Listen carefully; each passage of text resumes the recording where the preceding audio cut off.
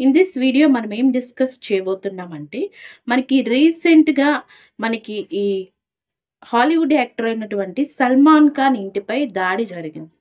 ఎందుకు జరిగింది? అసలు ఆ దాడి చేసిన వాళ్ళు ఎవరు? ఈ విషయాలన్నీ మనం ఈ వీడియోలో హ్మ్, కూలంకషంగా చర్చించడం జరుగుతుంది. అయితే ఈ వీడియో కోసం మనం డిస్కస్ చేయబోయే ముందు మనకి ఇది ఏ ఎగ్జామ్‌కి ఉపయోగపడుతుంది? మనకి ఇది కరెంట్ అఫైర్స్‌గా ఉపయోగపడుతుంది. మనం ఏ ఎగ్జామ్‌కి అపియర్ అయినా సరే దీని నుంచి మనకి క్వెషన్స్ వచ్చే అవకాశం ఉంది.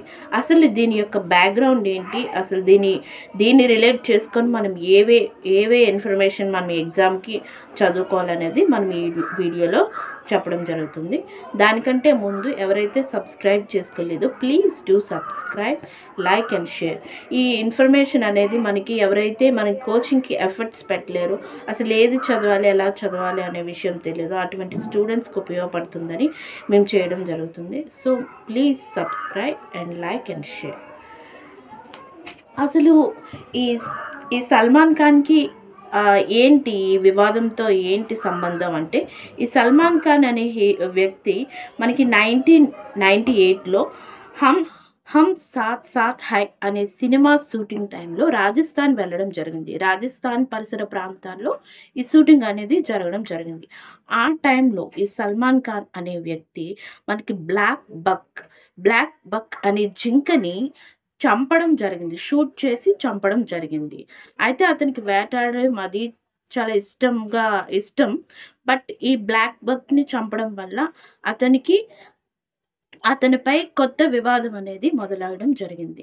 అయితే ఈ బ్లాక్ బక్ అనేది బిష్ణు అనే కమ్యూనిటీకి ఆరాధ్య దైవంగా ఉంది. అంటే వాళ్ళు దేవతలతో ఈక్వల్‌గా ఈ బ్లాక్ బక్‌ని చూడడం జరుగుతుంది. సో వాళ్ళకి ఇది ఎంతో ఆరాధ్యమైన యానిమల్.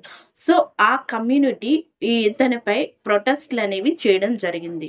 ఈ బ్లాక్ బక్‌ని చంపడం వల్ల ఇతనిపై ప్రొటెస్ట్లు అనేవి ఆ టైంలో స్టార్ట్ అయ్యాయి. అయితే జైలు శిక్ష కూడా ఇతనికి 5 ఇయర్స్ జైలు శిక్ష కూడా మనకి పడింది. అప్పుడు పడిందని మనం తెలుసుకున్నాం. అయితే రీసెంట్‌గా ఇది ఎందుకు న్యూస్‌లోకి వచ్చిందంటే, ఈ బ్లాక్ బక్‌ని చంపడం వల్ల ఇతనికి 5 ఇయర్స్ జైలు శిక్ష పడింది. అతను ఆ శిక్షను కూడా అనుభవించి బయటికి రావడం జరిగింది. అయితే ఈ కమ్యూనిటీ వాళ్ళు ఇతనికి ఈ శిక్షలు అవి విధించడం వాళ్ళకి ఇష్టం లేదు. సల్మాన్ ఖాన్ వచ్చి వాళ్ళ ఈ బిష్నో కమ్యూనిటీ ఉండే ప్రాంతంలో వాళ్ళ యొక్క నాయకుడి దగ్గర క్షమాపణ అనేది కోరమని ఈ బిష్నో కమ్యూనిటీ యొక్క ఆరోపణ. అయితే ఈ సల్మాన్ ఖాన్ అనే వ్యక్తి క్షమాపణ అనేది కోరడం జరగలేదు. అందువలన ఆ బిష్నో కమ్యూనిటీ, ఆ తెగ అనేవాళ్ళు ఈ సల్మాన్ ఖాన్ పైన కక్ష పెట్టుకొని అతన్ని ఎలాగైనా అంతమొందించాలని ఈ యొక్క అటాక్స్ అనేవి జరగడం జరిగింది. అయితే మనం ఎగ్జామ్ ఓరియెంటెడ్ మనకి ఏంటి ఇంపార్టెంట్, ఎగ్జామ్స్‌లో ఏంటొస్తాయి అనేది మనం ఇప్పుడు తెలుసుకుందాం. ఈ బిష్యో కమ్యూనిటీ అనేవాళ్ళు వాళ్ళ కోసం మనకి ఎగ్జామ్‌లో అడిగే ఛాన్సెస్ అయితే ఉన్నాయి. 15వ శతాబ్దం టైంలో గురు జంబేశ్వర్ అనే వ్యక్తి ఈ బిష్నో కమ్యూనిటీని స్థాపించడం జరిగింది. అయితే ఈ బిష్నో కమ్యూనిటీని స్థాపించిన టైంలోనే ఈ గురు జంబేశ్వర్ అనే వ్యక్తి కొన్ని నియమాలని ఇందులో ఈ కమ్యూనిటీకి సంబంధించి కొన్ని నియమాలని పెట్టడం జరిగింది.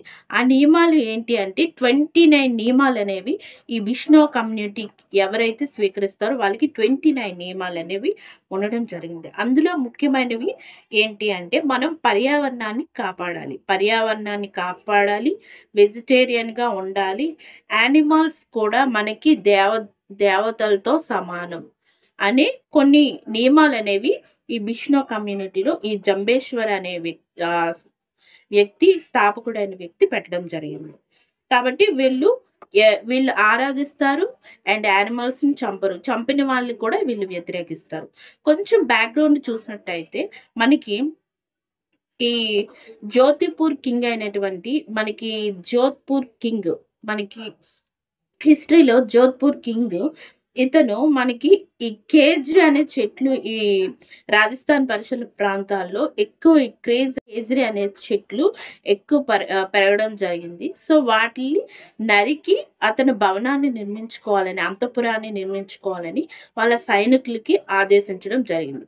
ఆ టైంలో మనకి అక్కడ ఉన్న ఈ బిష్నో కమ్యూనిటీ అనే వాళ్ళు దాన్ని అపోజ్ చేయడం జరిగింది. ఇది తప్పు, ఇది చెట్లు నరకొద్దు అని అపోజ్ చేయడమే కాకుండా ఆ చెట్లు వెళ్ళి హక్ చేసుకోవడం కూడా జరిగింది. అయితే అమృతాదేవి అనే ఆ మహిళ తన ముగ్గురు పిల్లలతో కలిపి ఆ చెట్లు హగ్ చేసుకున్న టైంలో ఆ సైనికులు వచ్చి ఆ చెట్లతో పాటు వాళ్ళని కూడా నరికి చంపడం జరిగింది. అయితే ఈ విష్ణు తెగ అనేవాళ్ళు వాళ్ళు కూడా అందరూ అక్కడున్న సమూహం మొత్తం వెళ్ళి ఆ చెట్లని హగ్ చేసుకోవడం జరిగింది. వాళ్ళని కూడా అదే విధంగా నరికి చంపడం జరిగింది. సో ఇది దీని యొక్క బ్యాక్‌గ్రౌండ్. సో వీళ్ళు చేసిన త్యాగాన్ని దృష్టిలో పెట్టుకొని మనకి చిప్కో రివోల్ట్ అనేది వెళ్ళి ఇన్స్పిరేషనల్‌గా పెట్టుకొని మనకి చిప్కో రివోల్ట్ చెట్లు నరకొద్దు అనే రివోల్ట్ కూడా మనకి స్టార్ట్ అవ్వడం జరిగింది. పర్యావరణాన్ని కాపాడే వ్యక్తులకి ఈ అమృతాదేవి యొక్క పురస్కారాన్ని అవార్డ్‌గా ఇవ్వడం కూడా మనకి జరుగుతుంది. పర్యావరణాన్ని ఎవరైతే కాపాడడానికి పాటుపడతారో వాళ్ళకి అమృతాదేవి అనే అవార్డు కూడా ఇవ్వడం జరుగుతుంది. అయితే ఇది దీని యొక్క బ్యాక్‌గ్రౌండు. ఇప్పుడు ఈ సల్మాన్ ఖాన్‌ని అంతమొందించాలని ఈ విష్ణు తెగ ప్రతిజ్ఞ చేయడం జరిగింది. ఇది ఇంతవరకు. అయితే ఈ బ్లాక్ బగ్ కోసం మనం తెలుసుకోవాలి. ఈ బ్లాక్ బగ్ అనేది మనకి కొన్ని స్టేట్స్ యొక్క స్టేట్ యానిమల్. ఆ స్టేట్స్ ఏంటనేది మనకి very important. Punjab state, Haryana state and Andhra Pradesh స్టేట్‌కి ఈ బ్లాక్ బగ్ అంటే ఏం కాదండి, కృష్ణ జింక. మనకి కృష్ణ జింక అని తెలుగులో మనకి తెలుసు. ఆ కృష్ణ జింకనే బ్లాక్ బగ్ అంటారు. ఇది పంజాబ్, హర్యానా అండ్ మన ఆంధ్రప్రదేశ్ కూడా స్టేట్ యానిమల్‌గా ఉండడం జరిగింది. ఇది ఎగ్జామ్‌లో అడిగే ఛాన్స్ ఉంది. Very important. మనకి కరెంట్ అఫైర్స్‌లో ఏదైనా న్యూస్ వచ్చిందంటే దానికి సంబంధించి ఫుల్ బ్యాక్‌గ్రౌండ్ తెలుసుకోవాలి. దానికి రిలేట్ అయి ఉన్న ఏదైనా ఇన్ఫర్మేషన్ ఉంటే మనం చదువుకొని వెళ్ళడం వెరీ ఇంపార్టెంట్. ఏ ఎగ్జామ్‌కైనా సరే. మనం దీని నుంచి ఈ ఆర్టికల్ నుంచి మనం తెలుసుకోబోయేది ఏంటంటే బిష్నో కమ్యూనిటీ అనే కమ్యూనిటీ ఏ స్టేట్‌కి సంబంధించింది? రాజస్థాన్ స్టేట్‌కి సంబంధించింది. వీళ్ళ బిష్నో అనే కమ్యూనిటీ వ్యవస్థాపకుడు ఎవరు? గురు జంబేశ్వర్ దాస్. అసలు వీళ్ళ యొక్క నియమాలు 29 నియమాస్‌లో ఉండే ఇంపార్టెంట్ అయిన నియమాలు ఏంటి? పర్యావరణం కాపాడడం, వెజిటేరియన్‌గా ఉండడం, యానిమల్స్‌ని కూడా దేవతలతో ఈక్వల్‌గా చూడడం. ఈ కమ్యూనిటీ ఏదైనా యానిమల్ చనిపోతే వాళ్ళ పిల్లల్ని కూడా తన సొంత పిల్లలుగా వీళ్ళు చూసుకొని పెంచడం జరుగుతుంది. సో నెక్స్ట్ ఈ బ్లాక్ బక్ అనేది ఏ స్టేట్స్‌కి స్టేట్ యానిమల్ అనేది కూడా very important. Punjab, Haryana and Andhra Pradesh. ఓకేనండి. Very thank you.